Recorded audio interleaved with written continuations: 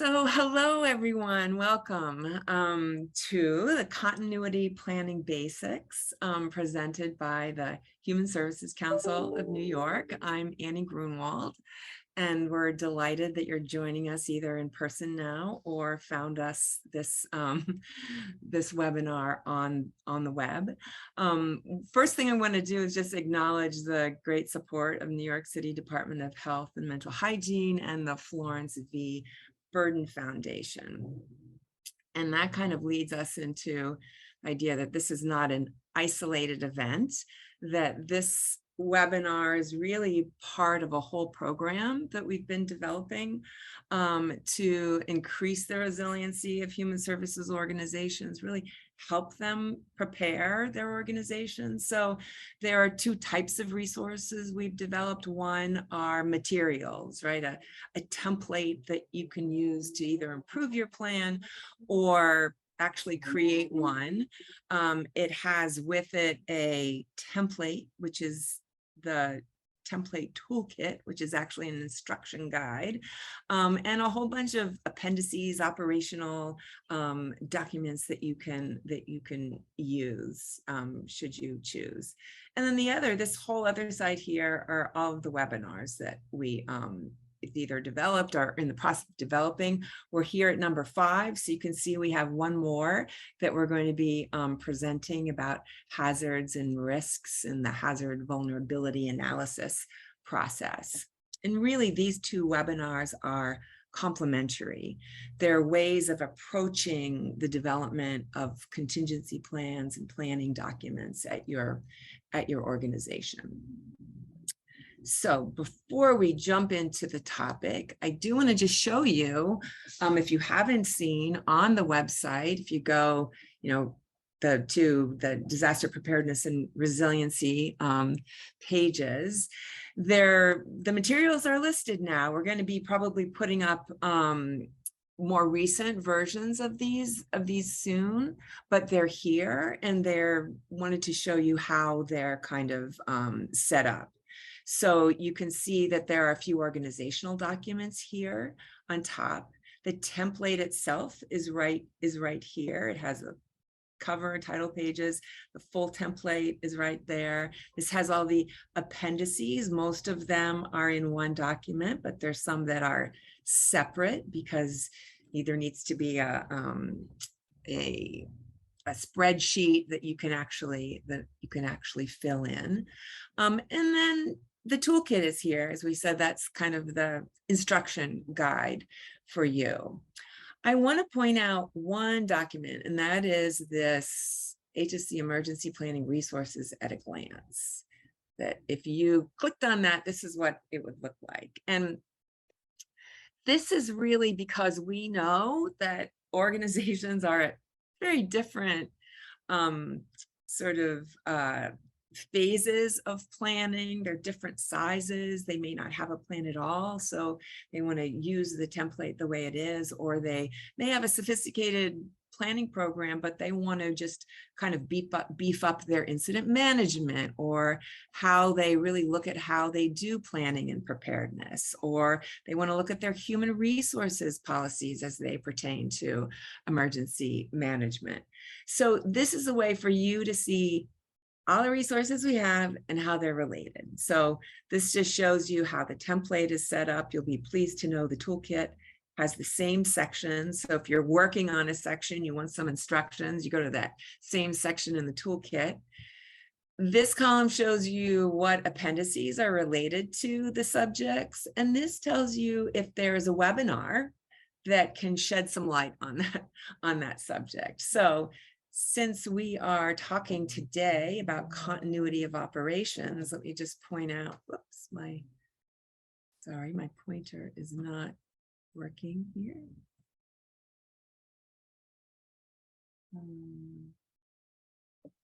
All right, let's make sure I can, okay, I'm stuck. Oh gosh, okay. Here we go. All right. So next thing I want to do is just kind of, so what we've pointed out is that here, continuity of operations, this is the section in the template that focuses on it.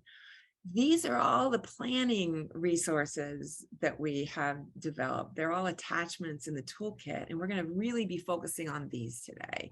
These are tools that can help you in this process. And yes, here is the webinar that we are doing right now.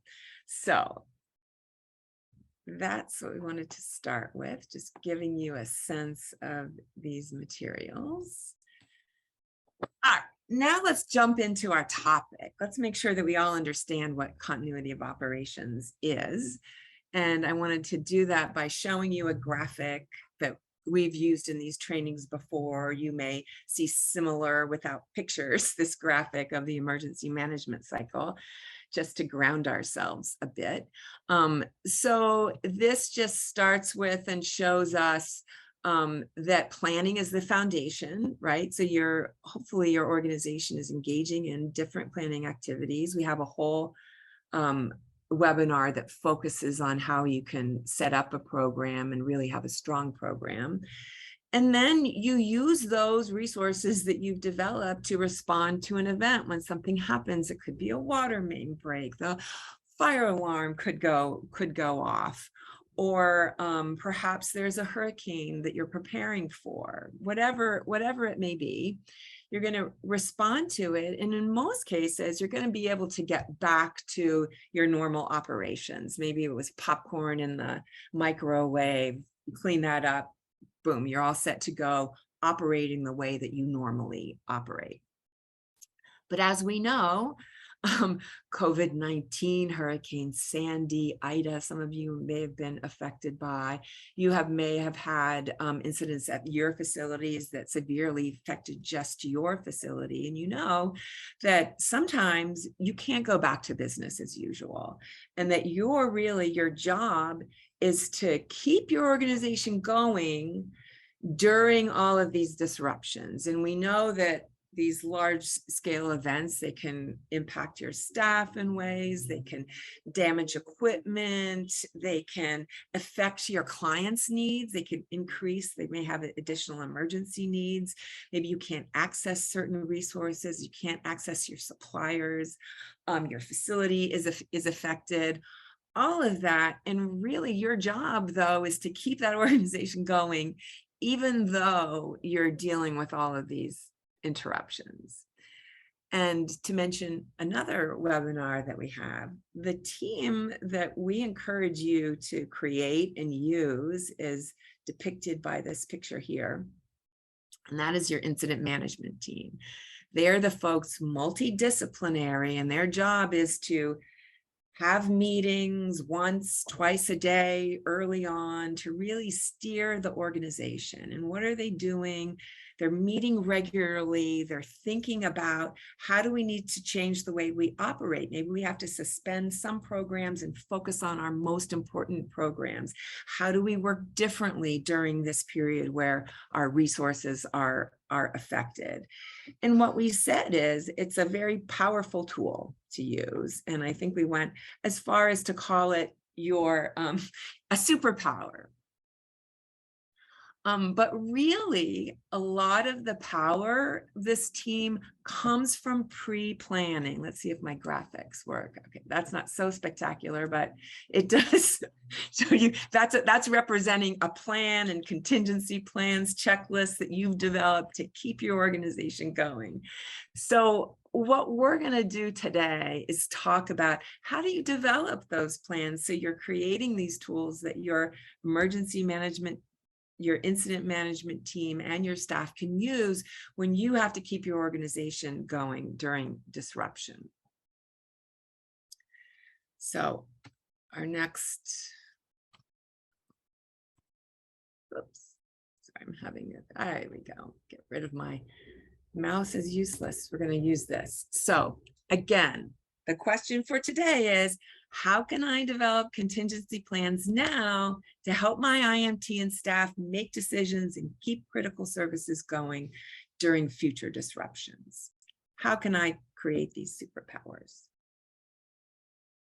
All right, so let me stress again today that this is an is an overview. It's a continuity basics. So we're going to present some basics. So we're going to present a process to you for developing COOP contingency plans and tools. We're going to walk through the materials that we've developed to help you engage in that process or processes. We're going to look at what kind of procedures you might develop as a result of engaging in this process, and then how would you use those tools during an actual long-term disruption. All right, so again, grounding ourselves in assumptions of COOP planning.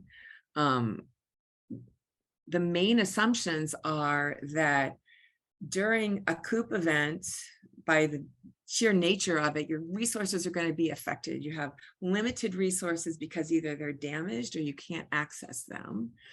And we assume that you won't be able to provide all of the services that you normally provide, and you might not be able to provide them the same way. And those that you focus on might require, as you said, a different approach to providing that service. So those are the assumptions. Our goal in planning really is, in doing COOP plans, is take actions, create materials, plans, checklists, meeting notes, whatever it is, some tools that your IMT and your staff can use to keep your essential services running, respond to changing client needs, and really contribute to the full recovery of your organization and keeping your organization healthy. So let's define some terms. We said, what is an essential service? Well, kind of self-explanatory. It's a service that you want to focus on. They're the most important to your organization. They're the most critical to fulfilling your organization's mission. They deal with health and safety, keeping your clients safe. And then there are all the other services that aren't considered essential. Another term that is used in continuity planning is primary business functions. These are admin things that you do all the time that aren't specific to a particular service, but they keep that service going. So those are the terms that we just wanted to define before we kind of delve into the process. So now let's look at the bird's eye view of how we do continuity planning. And we're going to be talking about each of these aspects. And let me just say, this is not necessarily you do step one, and then the next week you do step two, and then you do step three. These are 4 different processes that you're going to be engaged in. The first one is to really identify all of your services, prioritize those services with the goal of really identifying what is most essential to you. And you want to identify what your primary business functions are as well, and get a sense of how they support those essential services. And then so then now you have your essential services, you know what they are, and then you're going to then spend some time thinking about them and how you would develop plans to keep those services running during disruptions. And we're going to talk about a process for you to really do that. And then the third thing is, you also want to plan for those services that you need to suspend, because you want to do it in a thoughtful manner. And then the fourth thing we're going to do is show you that in your template, you actually have COOP operations section that helps you kind of work through what your decisions that the IMT is making, what parts of the plan you're using to keep the organization going. Bird's eye view. All right, so I'm going to start with beginning the COOP planning process. As we said, the first thing you're doing is really identifying and prioritizing services. The red part is just talking about how you're doing it. So the assumption is that you have a planning process in place. You have a planning committee or a planning team that meets regularly, and you would incorporate this into that process. Or maybe you already have a list of your services and priorities, so you just revisit it every once in a while to see if the priorities have changed. So the tool that we have developed for you is toolkit. In the toolkit, it's attachment 1, and we are going to show it to you in a moment. But first, we want to talk a little more about how do you decide what is essential. And to talk about, if we're talking about your prioritizing, then you need some sort of a metric to help prioritize those services. So when you're thinking about what's essential, you want to think first about what would the effect, if you disrupt that service, what effect would that have on your clients? And so your essential services have the most to do with the health and the safety of your clients, really. It also should be very closely tied to your mission. You want to look at legal responsibilities. You want to look at regulatory mandates. I have a star there because perhaps a certain service is mandated, but during an emergency, there are steps that you can take to give you some workarounds so that you're not so tied to those mandates. So that might say that you could put that service at a little bit of a lower priority, but that's getting a little bit in the weeds. All right, so what's essential? This is what's essential. Now, what kind of a metric would you use to prioritize your services? A lot of, when you're looking at COOP planning, many people will use the metric of how long the service can be disrupted, right? So if you're looking at your essential services, mean that they can only be disrupted for a short period of time until it's really going to affect your clients or your organization. And then here we have other services all lumped together in priority C, and we're saying that those services could be disrupted for weeks. Now, do you have to use this metric? Absolutely not. Might you have 4 priorities? Certainly. Maybe you divide your other services into those that maybe we can suspend for a week and those that we could really suspend for longer than that. Maybe you just have 2. You're a very small organization, a couple of essential and some things you do that aren't essential. So it really depends on the organization, how you want to kind of set that up. But let's assume you have a sense of what your essential services should be. You have a metric in place. We're going to use this metric for our presentation. And then you can use attachment 1. And the first thing you're going to do is list your services. And that sounds like that's not complicated, but really you want to parse the services out in a way that they all have the same priority, right? So it's not necessarily the way that you would list your services on your website. Senior services all lumped together. Well, there are particular things that you do for seniors. Some have a higher priority, some have a lower priority. So there is some art to parsing out your services. So then you want to establish what priority that is based on the metric that you've developed. And then you can we've created these other fields that we think are important. Program department, who's responsible for that particular service? What is the delivery method? Where do you present the service? Location, maybe it's virtual, maybe it's a hybrid, maybe it's in person.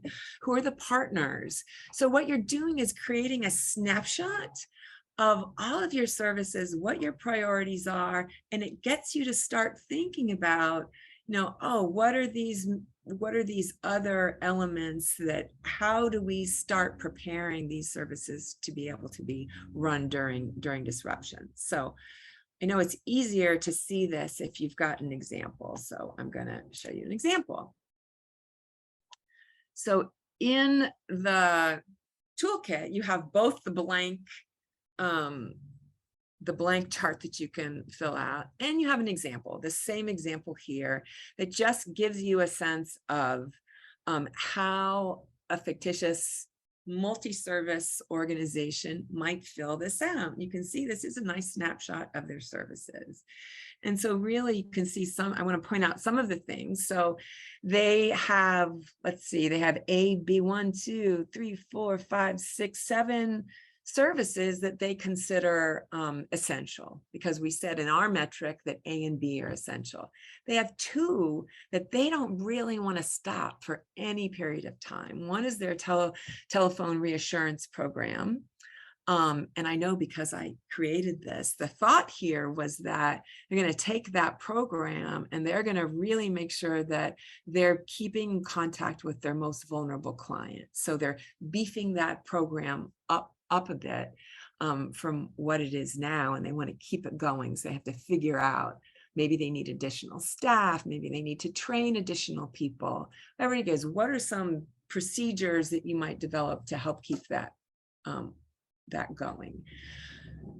Crisis hotlines, those are clearly the types of things that you probably already have procedures for, but that you want to keep going and not really miss a beat on. And then these others, you'll notice that all the older adult programs, as we said, you have different services with different priorities. So we've parsed these out. So this gives you a sense of how you might set this up. I'll just mention the delivery method location. I mean, this already gives you a sense that if I do something virtually already, if one of my alternate procedures might be, I'm going to go all virtual with that. And again, you're going to bring all of the experiences through COVID and Sandy and other things to this process. So here's step 1. It's really listing services and prioritizing those services.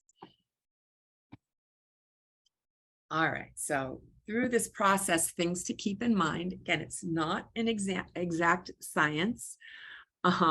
What is a priority or an essential service to one organization might not be essential to another one. If you're an advocacy organization, advocacy is going to be essential to you, but maybe it's what type of advocacy you're going to be doing and maybe you advocate for new immigrants. Well, maybe your focus is going to be on getting them disaster-related services. So, or perhaps you are a food bank and you do some advocacy. Well, you're going to be focusing on the service delivery, and some of the advocacy that you do maybe would be on hold. So just some examples. You might have fewer lines if you have fewer services. You might have 2 or 3 pages of services. It all depends on how large and complex your organization is. But one of the other things I wanted to just point out is that the process is really important. Just the fact that you're discussing these and ahead of time determining this can put you ahead of the game. So you're not making decisions on the cuff about which organizations which services to keep running and which ones that you might want to suspend. Be transparent about it so the whole organization understands that you're doing this and why you're doing this. Then the other thing is that you need to revisit this process, because you might have additional new programs. You might have already changed the way that you approach a program. So you really need to revisit the service listing and prioritization. Okay, so that's the first step, is listing your services and really identifying what's essential and what's not. All right. So the other thing you're going to do is identify your primary business functions and really think about them. How do they relate to my essential services? And all we're going to do here is just here's the blank sheet, and here's one that we filled out. Again, both are in your toolkit. We've listed services, admin functions that most of you probably have to do, right? And so we know that these are things that you're going to have to keep doing to support your essential services. And you're listing them all, and you can put a field here, something like specific services supported, or how you would focus that service, whatever is helpful for you. But in looking at this, payroll is something you're going to have to keep going for everyone. You don't want to just pay the people that are that are providing essential services. If you're looking at IT support, you probably already have contingency plans for your IT. There's a whole section in the template for you to write down your IT workarounds and procedures. Things like HR support, maybe you're curtailing some activities. Maybe you're not doing benefits training during a prolonged emergency, but you're focusing on really all those policies that are disaster specific. Maybe you have to quickly hire staff to support an essential function, all of that. So you really want to identify what your essential, what your primary business functions are.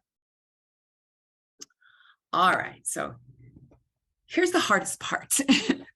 and that is, once you've identified what your essential services are, you want to engage in a process for the end result of developing strategies that will keep that essential service going.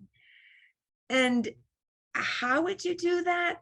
There's a whole bunch of ways you could do this. Maybe you already have identified your essential services and you're just revisiting them. So there are departments that are in charge of maybe one or two essential services, and they'll write goals at your yearly goal setting that relate to those essential services, that maybe we're going to do a reevaluation of those services and see what other kinds of strategies that we want to develop so we could use those tools when a disaster happens. So the other thing I want to say about this process, you're not starting from scratch. You have a lot of experience doing this, of figuring out how you're going to keep your services going. So you bring that all into this process.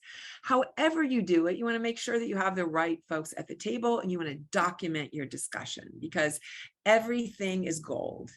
Your notes on how you were contemplating the different procedures, maybe you're thinking about 4 or 5 different alternate locations. Write down what you're thinking about and why you've crossed off some ways of running that service. So all of that is gold to keep that can be used during an event, even if you don't get to writing formal procedures. So general process is you want to break it down. So you have a service, and then you want to look at each of those major things that contribute to making that service, whether it's the people, the facility, the equipment, your clients, and you're going to examine each of those.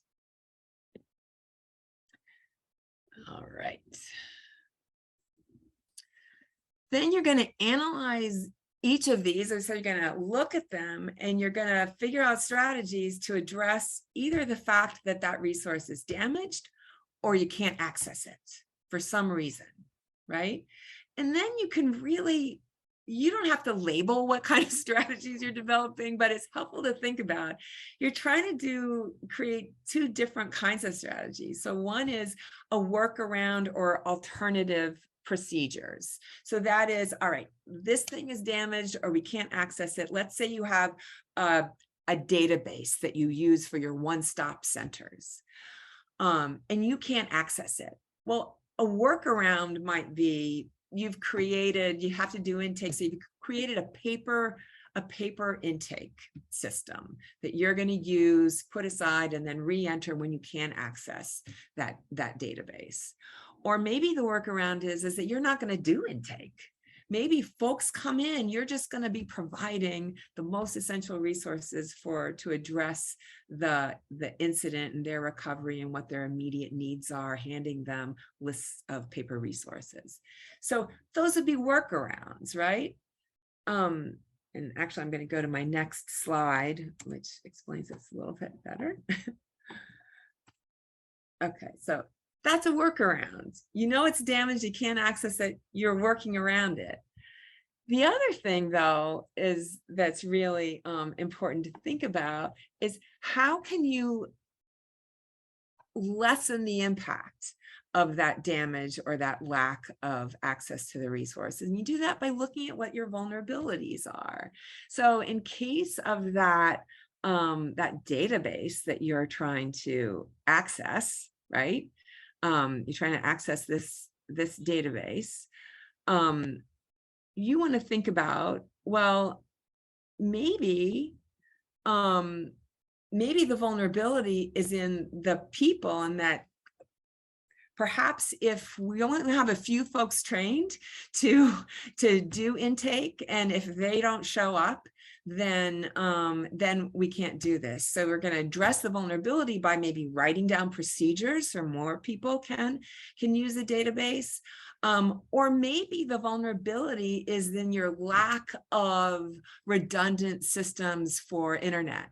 So maybe you want to have some extra ways for you to access the internet, or what portable hotspots.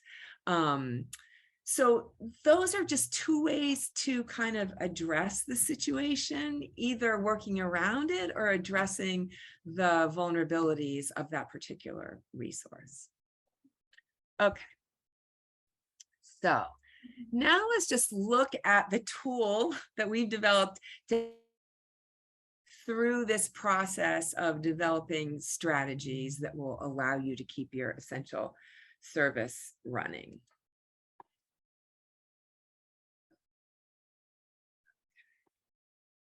So, don't be frightened.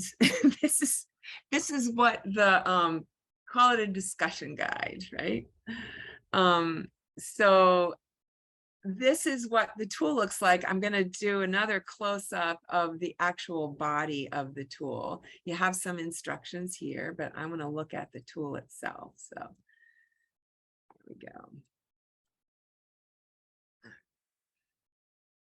So the first thing we said was that you wanted to, in order to approach developing contingency plans, you want to look at each major resource separately, right?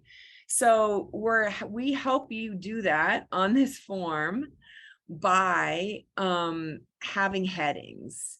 And those headings are facilities and location. So first you're looking at how are you presenting that service? Where are you presenting that service? What are the vulnerabilities there?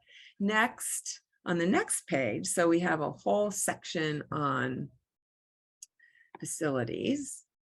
And on the next page, we've parsed out all of the different groups of resources, your software applications, or your vital records that contribute to providing that service, your communication methods that provide you to communicating with clients, your supplies and equipment, the people, you're looking at your staff, you're looking at your partners, you're going to look at your clients themselves. So those are all the types of resources that go into producing that service. So now let me go back. So the next thing we said was, you've parsed it out. Now you want to figure out, well, how do I address the fact that maybe I can't access that resource, or it's damaged in some way. So we said we want to think about developing two types of procedures. One is the workaround, the other is to actually address the vulnerability. And what are all these questions and sections for?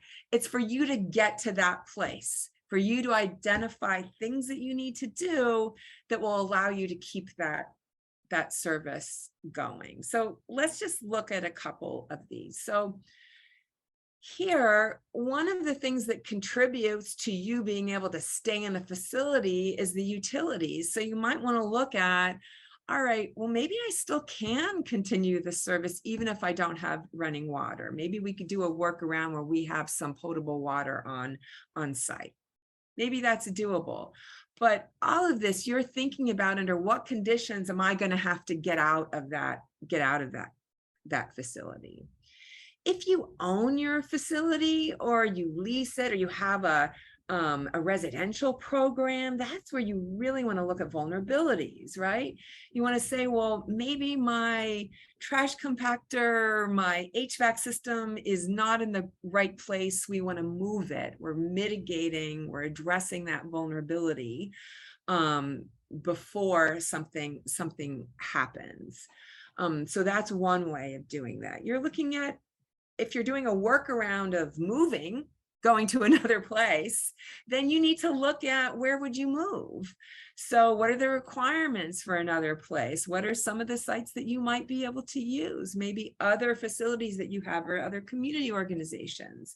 So you're really thinking about that process. What procedures might you want to checklist you might want to develop so that if you have to move that service, you know the criteria that you're going to follow to finding a new location. Or maybe you want to go as far as drafting agreements with 5 different places. Or you want to consider virtual. What would it take to go all virtual or partially virtual?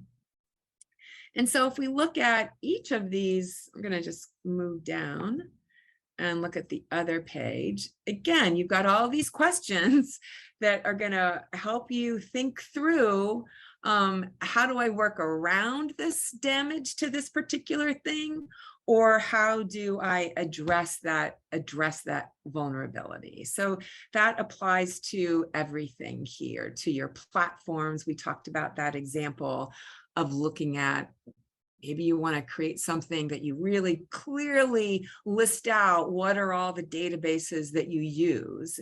What is their purpose? Who has access? That's going to really decrease your vulnerability, right? Because everybody knows who can access them. Maybe you've created some procedures. In some cases, we have extra forms that we refer you to so that you can actually list the actual resources in that category and look at vulnerabilities that way. Looking at communication methods, that's an important resource. Maybe you want to ensure that you have redundant forms of communication. If you know you're going to keep in touch with your clients by the web, you want to let them know that so that this is how they would access it. Or if you really know your clients, you'll know that some of them you might have to call. And so what might be an alternative method for that? Maybe you have a backup contact for that person. So if you can't reach them, you're reaching their backup contact. So this is a way of thinking through all of these things. And finally, so you're looking at your staff.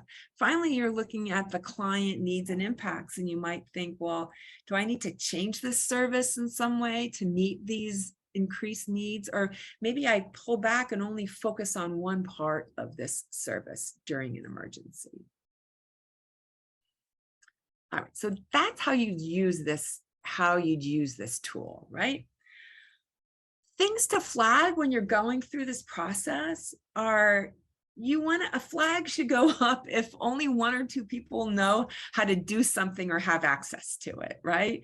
So access, are contacting support for essential databases, operational equipment. If you have a generator in your residential facility and only 1 person knows how to use it or knows its quirks and none of the procedures are written down, that's a problem. Maybe 1 or 2 people that have those key relationships with people. You might want to start expanding so 2 or 3 people know how to reach out and really work with your funders or your partners. Access to petty cash. And this second one is kind of related to that. And that is, you want to really closely look at processes or workarounds related to your essential services that have no written guidance at all. If you know in your head that you're going to move to this facility, if your facility is damaged, well, you need to write down at least some bullets about how you would do that. All right, so now let's just look a little bit about what are the possible results of this process, right? What kind of tools? We said our end goal was to give the IMT and staff some tools to use when they have to run the organization in a disrupted state. So what might you, I've had this issue with the sound, with the this extra drum roll, the sound that I can't seem to get rid of. But this is important. So good thing we have the drum roll. So what are the possible results of engaging in this process? Well, maybe what you're going to have are just notes from the session that you did, and that might help you continue that service during an actual emergency. Maybe you're going to develop criteria for when you need to move to an alternate facility. Criteria or process to move to a virtual service delivery system, because you really want to think that out. Maybe you're just going to develop a document that's going to tell you exactly what your space needs are, and you're going to write down the 3 possible alternatives and contact numbers. Maybe you're going to write down how you're going to expand a particular service. Remember, we mentioned telephone reassurance, that you're going to expand that service to do really regular call downs on your most critical clients to figure out, do they have the resources they need? Do they have food? Are they able to access some of the recovery mechanisms? Do they need to evacuate their facility? So, but you have to build those procedures out and explain to the folks that usually do this, this service, how you're going to alter it during an emergency. Written procedures for accessing critical databases. Maybe you're creating some staff training so you can have redundant staff that can support that essential service. Workaround procedures that we talked about for paper intakes. Identify alternate vendors. Maybe you're going to write some protocols for keeping the gutters clean when the storm happens, because that's a vulnerability that you identify. So it can be a whole bunch of different tools, processes, plans that you develop that will support your process of trying to keep your essential services going. Okay, so now we're going to switch gears. We've talked about how you can analyze your essential function, your essential services. Now we want to look at, you don't want to neglect your non-essential services, right? First of all, you're going to write down maybe your services, those services C or D level services that aren't essential. It doesn't mean that you necessarily have to suspend them, but you want to be prepared to do that in a way that is thoughtful to client needs and to the staff needs. So you want to have some kind of a suspension plan. And I say that loosely. It might just be some bullets about what you're going to think about when you suspend that particular program. So some of the things that you might have in that are criteria or approvals for suspending. Maybe the service is the food that you provide at your senior centers. Well, the criteria is for or maybe it's dancing at your senior centers. The criteria for when you're going to suspend it is if it's closed for any reason. You're not going to, the city said it's closed, or you don't have any utilities aren't working. That's a criteria, but maybe you have to get it approved by someone. And then what are the responsibilities? Who is going to carry out the suspension plans? Then you want to think about, how are you communicating this to your stakeholders, right?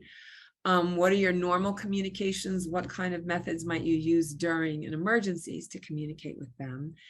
And then thoughtfully think about staff communications. That's why pre-planning is important, because your staff may already know we might have to suspend this service, right? So you can think about, how is this going to affect my work? Maybe you're continuing to work on, in some way, on that particular service, or you're redirecting, supporting other services. However it is, you need to communicate with them what's really happening, right? And then you also want to think about, how do we reinstate the program or that particular service when we're able to do that as quickly as we can. So those are some things to think about in terms of the suspension of certain programs, if you need to do that. Okay, so the last thing we want to talk about is really incorporating your work into your emergency management plan. And so you can do that in a whole bunch of different ways, right? You can do that. Maybe some of your procedures are in specific sections like your human resources policies, or maybe you have a whole section on keeping essential services going, or you have a couple of checklists that you'll use for specific services. You can set that up and refer to that any way you want in your plan. The key is, though, to use it during emergencies. And we have, in the template itself, we have a section, as you saw, on COOP operations, and that walks the IMT through the process of keeping operations going. And this is just paraphrased what that section looks like, but it talks about the leadership. It talks about the IMT is responsible for making these decisions, for having regular meetings. You probably have a succession plan at your organization. It's worth looking at emergency succession if someone is not able to perform certain your key leadership, who would take their place. And then it looks like, how do you activate this plan, right? How do you let folks know, we might have to start suspending some services. This is what is happening. And then really the most important thing that the team does is really prioritize and figure out what services are suspended, make assignments for folks that are assigned to keep essential services running. How is that going to happen? So you're using all kinds of tools for that. The first tool that you can use are those worksheets that you did that list your services and gives you a snapshot of that. And then you might have some workarounds, all of that list of things that you might have produced when you went through that process of analyzing the service. And then you're making decisions about other services. Are you suspending them, assigning people to make sure that that's happening, taking actions regarding suspensions? And really, it tells you what parts of the plan you can look at to help you through that. Again, you might have some attachments with procedures. You might be looking at your human resources policies specifically for disasters. So this section just kind of walks you through how the team would operate during an emergency. Long-term emergency, I will say. Okay, so this is a recap. I know we've talked about, these are big concepts. The nitty-gritty actually doing it is something that you really have to actually go through and practice. Perhaps if you find that you think that it would be helpful to have a workshop, this kind of planning is helpful to do in a workshop setting. You can let HSC know that that's something you'd like to see, where we take one or two, where you bring a particular services and we help you work through that service and how to keep it going. But what our goal was today is just kind of present these processes and approaches to this, and a process and approach to identifying and prioritizing service, a process and approach to developing plans to keep your essential services going. How would you attend to process for suspending service, and let you know that there are resources in the template that walk the IMT through actually running the organization during an extended event. All right. Final thoughts. Engaging in continuity planning now can make a big difference no matter what you do. And it can be the difference between just sort of getting through an event and implementing well thought out strategies. And what I know is that you already have a lot of this in your head. You've implemented a lot of this. The key is writing some of this down. So you're not going to be there forever. The staff isn't going to be there forever. You give them a big leg up if you have documented some processes and your thought processes for how you're going to either why you're suspending a service or how you're going to keep a particular service going. So it's going to lessen the impact on your clients, it's going to lessen the impact on your staff, and it's going to lessen the impact on your whole organization. So that brings us to the end. I want to thank you again for bearing with me through this not easy process to kind of comprehend. As always, like I said, we encourage your feedback. So at any point that you're accessing this, if you have some ideas on what might be helpful to your organization, you can always reach out to us. So I'll turn it over to you, Jason. Thank you, Annie. And thank you, everybody, for being here with us today. If you would like, we're happy to stay on a little bit longer to answer any questions that you might have. Feel free to put them on the chat, come off mute, come on camera.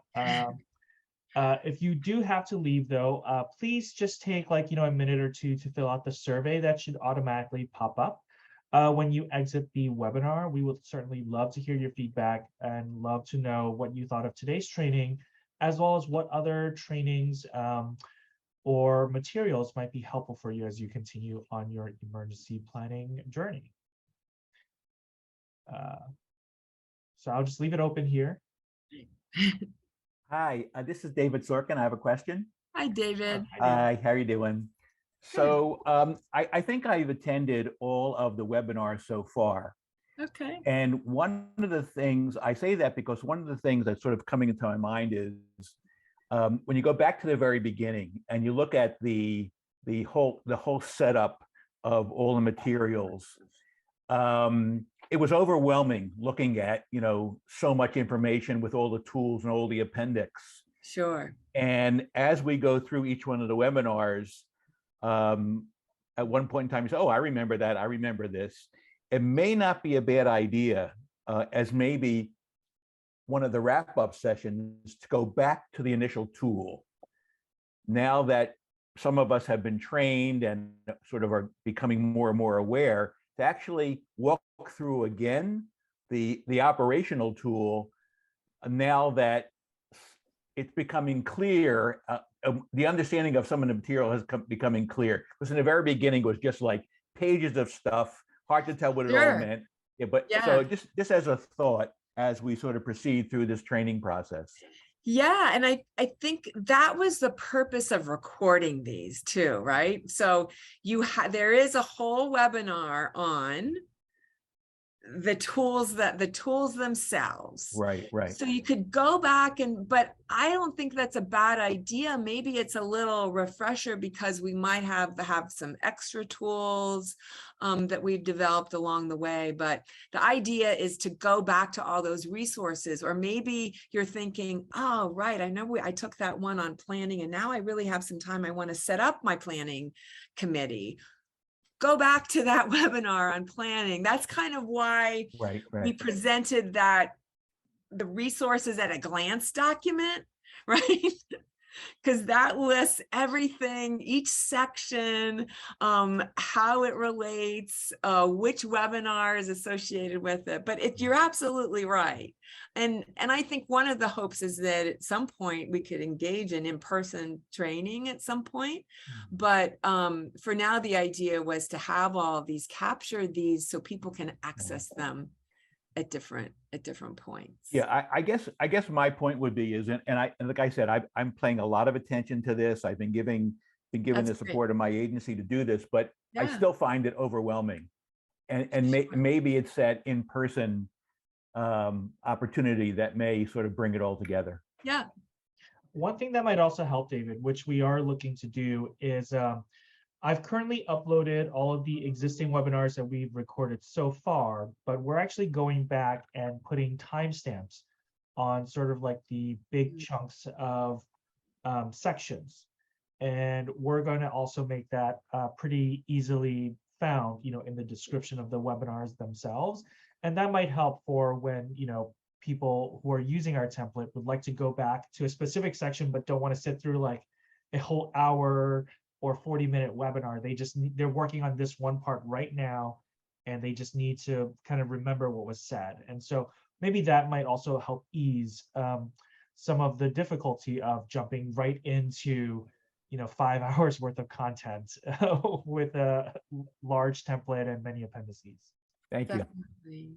Yeah, and let me just add too that I think HSC, rightly so, strategically is looking at what's going to have the biggest bang for their buck for people, having these pre-recorded that you can go to, and then looking at, well, what are some other ways to support folks? And one of the things we've been talking about is maybe if there is some funding to provide some actual hours to organizations to really delve in on their specific issues. So this is where the community can keep saying what you need, as you're doing, David, and hopefully in the future there could be additional kinds of supports for this work. Thank you. Does anybody else have any questions or any other comments?